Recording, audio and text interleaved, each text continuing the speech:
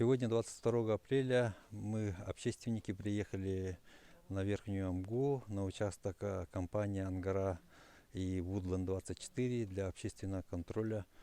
Что мы сегодня увидели? Прибавления в технике нету, произошла только дислокация. Техника перешла вглубь на 5 километров. А, Работы по вырубке леса не начались. Со слов представителя компании идет разведка территории, изыскательные работы. Вот 12 апреля в Амге, 14 апреля в Якутске состоялись круглые столы. Сейчас мы готовим резолюцию. Резолюция уже вышла в сети интернет, мы ждем еще дополнения. Также мы обращаемся к юристам, людям, которые профессионалам лесной отрасли, чтобы они тоже свои веские предложения внесли в эту резолюцию. И у нас вот вопрос в том, что вот лесной кодекс, он немного сырой, так как он не учитывает вот наши региональные местные особенности, не учитывает мерзлоту.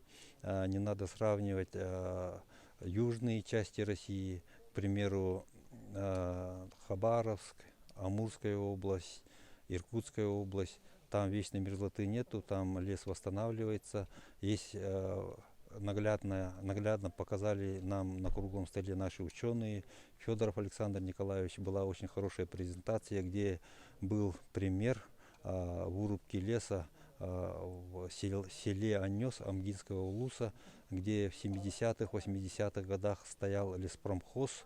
И вот по снимкам вот на сегодняшний день видно то, что там лес не восстановился. На снимке отчетливо видно вот желтые пятна.